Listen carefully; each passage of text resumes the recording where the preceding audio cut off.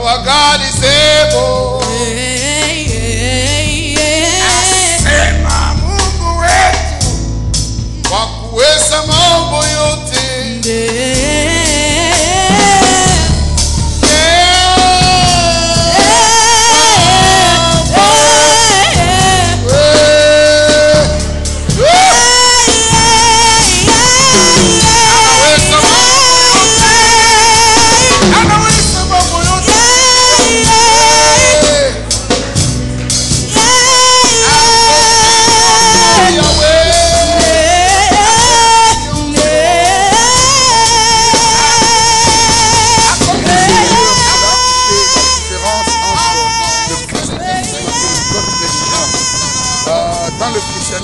Nous avons un avocat auprès du Père qui intercède pour nous jour et nuit pour que nous puissions expérimenter la parole qui nous dit qu'il est venu pour que nous ayons la vie en abondance.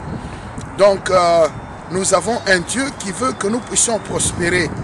Mais je voudrais le prendre dans une autre dimension parce que je suis en train de sentir communiquer un besoin aux hommes et aux femmes qui ont été appelés pour le ministère.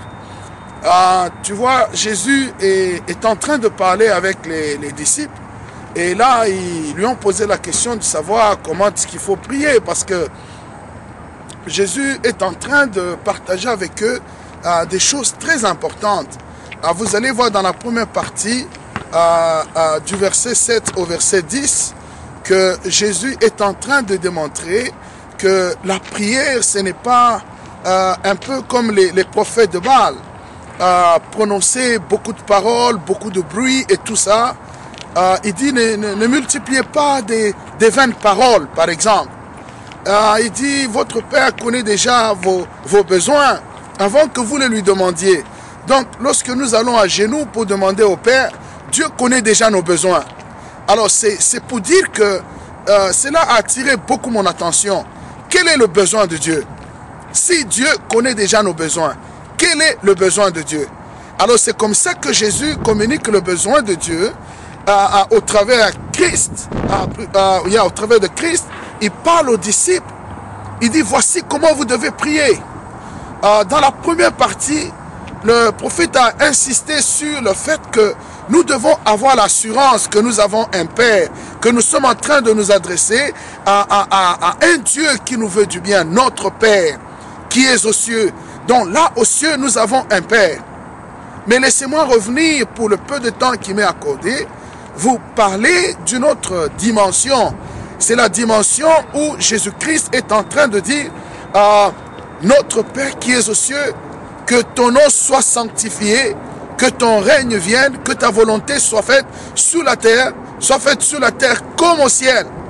Donc, et puis en quatrième position, vient maintenant où il dit, donne-nous aujourd'hui notre pain de ce jour. Donc le besoin de l'homme vient après les besoins de Dieu. Donc la préoccupation de l'Église pendant ces temps, c'est de sanctifier le nom de Dieu. Ça, c'est la priorité. Il faudra que tout ce que nous sommes en train de faire puisse sanctifier le nom de Dieu. Il faudra que dans tout ce que nous allons recevoir comme message, dans nos projets, dans tout ce que nous faisons, que le nom de Dieu soit sanctifié. Ça, c'est la priorité de Dieu.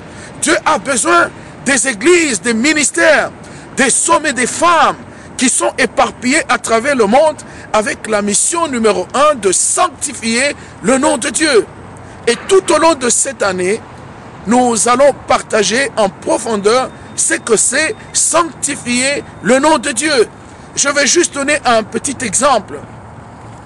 Lorsque Azarias et sa compagnie, Miskaël, ont été arrêtés à Babylone, où on les avait obligés de s'incliner devant un dieu païen. Vous connaissez l'histoire de Shadrach, Meshach et Abednego. Ces gens-là ont refusé à cause du nom de l'Éternel. Ce jour-là, à Babylone, le nom de Dieu a été sanctifié. Et voyez, cela a produit un miracle. Laissez-moi vous dire que l'Église a besoin des miracles aujourd'hui, mais les miracles viennent avec la sanctification du nom de Dieu. Là que Dieu est sanctifié, laissez-moi vous dire, les miracles vont pleuvoir. Et une chose très importante que je voudrais encore partager autour de cette déclaration, de cette confession que Christ fait: notre Père qui es aux cieux, que ton nom soit sanctifié. Nous allons dans les jeûnes, nous allons dans la prière, nous cherchons la face de Dieu. Mais il y a des choses qu'on oublie de dire à Dieu. Lorsqu'il dit ne multipliez pas de vaines paroles, c'est que nous venons à Dieu avec des besoins qu'il connaît déjà. Mais cependant ici, Dieu voudrait que le monde expérimente la puissance de Dieu. Le monde puisse expérimenter la gloire de Dieu. Comment elle va expérimenter cela? Comment? Sanctifier le nom de Dieu. Là que Dieu est sanctifié, la gloire descend.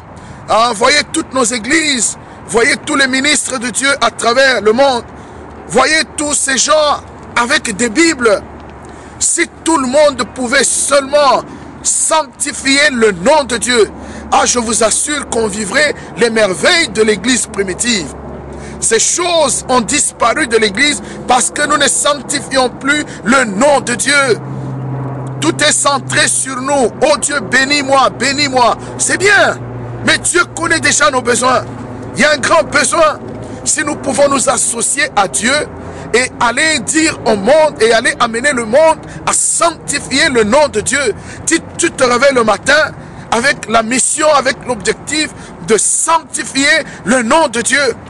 Là intervient le pardon, là intervient l'acceptation, là intervient l'appréciation. Il y a toutes ces choses. Lorsque nous parlons de sanctifier Dieu, nous sommes en train d'accepter la persécution, le rejet. On nous rejette, ce n'est pas mon problème. Mais moi, dans mon rejet, il faut que je puisse sanctifier le nom de l'Éternel. Oh, on ne m'aime plus, gloire au Seigneur. Mon plan, mon objectif, c'est de sanctifier le nom de Dieu. C'est pourquoi nous souffrons certaines injustices, parce que nous avons le devoir de sanctifier le nom de Dieu. Donc voilà un grand besoin de l'église aujourd'hui, c'est de voir une église debout, une église armée, avec la mission de sanctifier le nom de l'Éternel. Jésus continue sa prière, il dit que ton nom soit sanctifié, que ton règne vienne. Alléluia. Oh, ce passage m'éblouit, je vous assure. Le règne de Dieu a disparu dans l'église aujourd'hui. Il n'y a plus de délivrance. Les gens viennent dans l'église liés. Les gens viennent dans l'église sous l'emprise du diable. Mais où sont les hommes et les femmes de Dieu qui vont réclamer le règne de Dieu dans l'église? Nous avons connu le réveil. Quand il a commencé, nous voyons des gens qui étaient dans des chambres hautes, les lieux de prière, les lieux d'intercession, ne réclamant que le règne de Dieu. Le règne de Dieu. Quand le règne de Dieu est là, la puissance se manifeste. Il y a des vies qui changent. Ça bouleverse. Oh, Shia Sayababa. Ça change de vie. Aujourd'hui dans l'église, il n'y a plus de vie changée. Il n'y a plus de témoignages puissants. Il y a des choses, nous n'avons pas besoin d'aller prier. Ça vient en son temps. Et nous avons une seule préoccupation, le règne de Dieu. 2011 a besoin de voir le règne de Dieu dans l'église. Nous avons besoin du règne de Dieu. Nous avons besoin des hommes et des femmes qui entrent dans l'église et qui sont couverts par le règne de Dieu, la gloire de Dieu, la puissance de Dieu. Pourquoi le règne? Jésus savait que le règne allait changer toutes choses. Ce qui a fait qu'on parle de l'église primitive jusqu'à aujourd'hui, c'est parce que ces gens avaient le règne de Dieu. Les gens comme Pierre qui disent, nous n'avons ni eau ni argent pour te donner, mais ce que j'ai, je te le donne. Au nom de Jésus, lève-toi et marche. Mais il y a quelque chose de caché derrière. Le règne. Le règne. Le règne. Si nous pouvons rechercher le règne, ça va faire la différence. Je me rappelle lorsque...